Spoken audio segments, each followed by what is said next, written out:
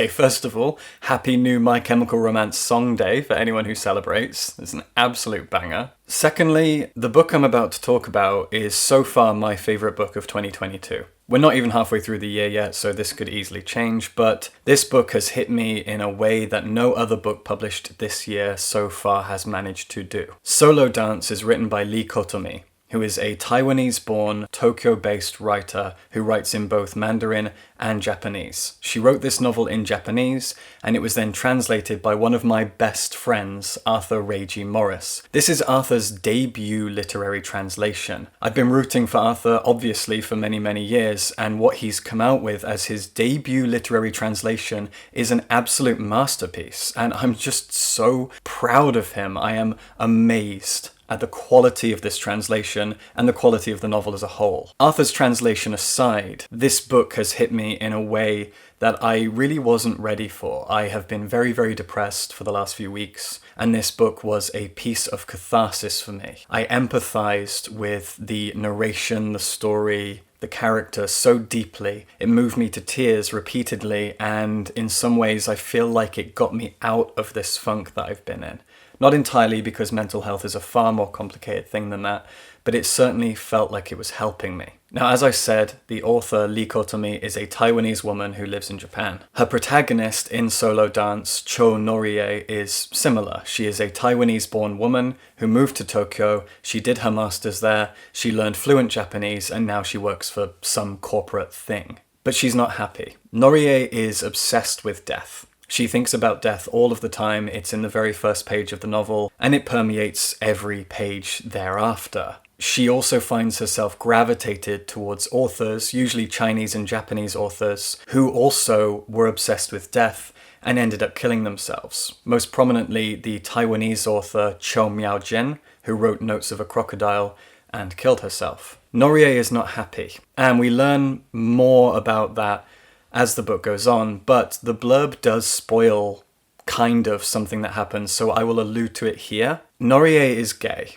and she is struggling with keeping that very core aspect of herself secret from her colleagues, from society, and part of the reason for that is because something tragic happened to her before she moved to Japan. Something traumatic, something terrifying, something awful, but I won't go into it. So what we have is a very depressed woman who thinks often about suicide. She is gay, and she's gone through something traumatic. That's the core of this novel. And as we go on through 250 pages, we flip back and forth between her modern life living in Tokyo and her youth growing up in Taiwan, going to university, meeting friends, falling in love, and we learn all of these things as we go back and forward. We get to see her current situation in Tokyo and how it's affecting her, and her mental state. And we also get to see the events in Taiwan that led her to become this person, to be in this situation. It's not an easy book to read, but Arthur's translation is deft, and it is kind, and it is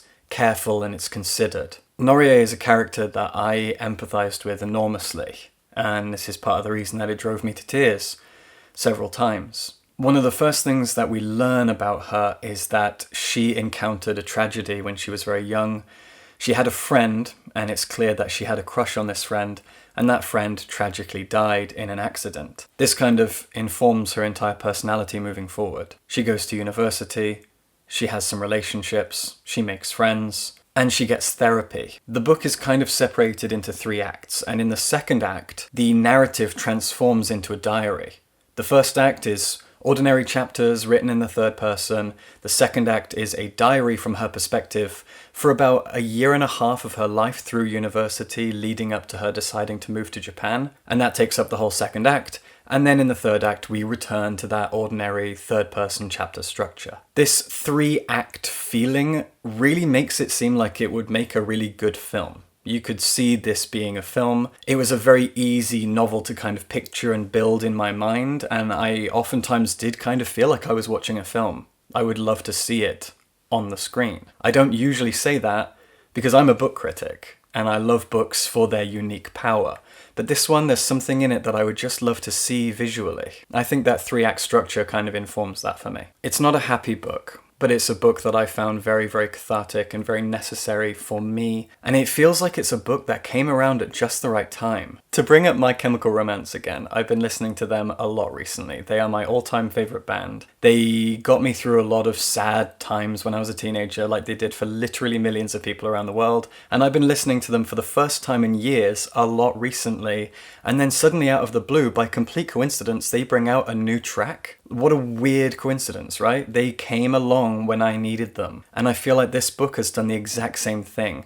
I've been depressed. I've been dealing with revelations of my own gender and sexuality for months and months. I've been afraid of my future. And Li Kotomi came along, Arthur came along with this book and offered me condolences, offered me empathy, offered me a hand on my shoulder to support me and make me feel better and make me feel less alone, because I have connected so much with Norie as I was reading this book. I can't put into words just how important she as a character is to me in my current mental and physical state right now. In terms of how the structure of the book also helps to inform our connection with her, the chapters are relatively short and the book itself is pretty short as well. This allows you to dig into her life exactly as much as you need to in order to connect with her. I think that the length and the pacing, the brevity of this book really, really helps you to connect with the core aspects of her. There is no space where we're left floating. There is no time for us to be too introspective. We are carried along on the river of her life, and we hit bumps along the way, and we feel like we're drowning at certain moments. And because of the pacing of the novel, there's no way to stop it. You're in this river and you will be carried through to wherever it leads.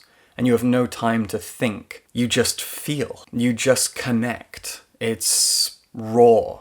It feels kind of punk in that way. It is immediate, and it encourages you to switch your brain off, switch your feelings on, and just emote and connect and empathize. And that's exactly what I did. I read this book over 2 days, and I was completely lost in it. The second day, I actually took myself into a forest, and I walked around this forest in circles until I finished the book. It was a magical experience. And I was crying, and I was very glad that I was alone. Norie goes through so much in the past and in the present in Tokyo, and you just have to bear with her. She's not an easy protagonist to get along with because she has a lot of mental health issues. She clearly suffers with depression and maybe anxiety as well. There are so many simple things that happen to her that she can't cope with, and much, much larger things that inform her and make you understand why she is the way she is. These tragedies that have come up time and again. As a lesbian, she is terrified of being discovered in this modern climate, in spite of the fact that she grew up in Taiwan, which is the most LGBTQ-friendly country in East Asia. Life is never easy for queer people, no matter where they live. This book also doesn't romanticize pain. It doesn't romanticize depression or suicide. I think that's something that we as a society sometimes do, is we learn about famous people, musicians, writers, actors, comedians, people who perform and are clearly struggling with their mental health, people who are depressed, anxious, suicidal, and we romanticize them. And I can see why. I've done it myself, because if we ourselves are struggling, then we can connect with these people.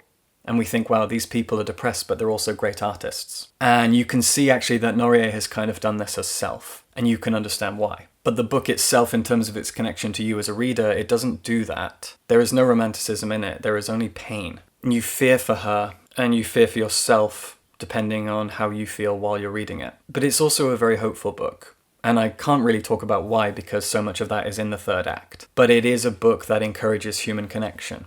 It's a book that encourages romantic relationships, sexual experiences, friendship. Pride parades come up a lot in this. She talks about going to the pride parades in Taiwan, Japan, and then other places that I won't talk about. And this repeated kind of motif of collected beauty and connection and community and friendship and all of these things, it reinforces time and again the importance of finding your people, finding your world, finding your place in the larger scheme of things. And that is repeatedly pushed on us as we read to remind us, you might feel this way, you might connect to Norie, you might understand what she's going through. Here's something that might help. community, connection, friendship, all of these things. And of course, she also gets a therapist, and that reinforces the fact that we should seek help, we should get therapy, we should get medication. And I think that's very responsible of Li Kotomi to do that. I think it's very, very hard for me to be an ordinary critic when it comes to solo dance, because I have connected with this book at a specific time in my life, and I wonder what it would have been like if I'd read this book 2 years ago, or if I read it a year from now when I'm feeling better. But I didn't, did I? I read it now. And for that reason, it has crossed my path at the exact right moment, and it has become my favourite book of this year so far. I think with a lot of art that we connect with at specific moments, we look back on it, or we read it or watch it again, and it's very hard to look at it objectively and sort of pull it apart and try to criticize its pieces, the things that make it. That I love criticism. I love criticism as an art form in and of itself. And I don't think criticizing this book is something I can easily do right now. Instead, I just feel it. I feel for it, and I feel from it. And I'm so happy. I'm so proud of Arthur for doing such an incredible job at translating this, and I'm very grateful to him and World Editions for bringing it to me when I needed it. Li Kotomi is an incredible writer. The fact that she has created something that is so empathetic and kind and important, I'm very grateful. And I really, really need you all to read it. So go read Solo Dance and see how it connects with you. I'll be very curious. Let me know. Subscribe for books.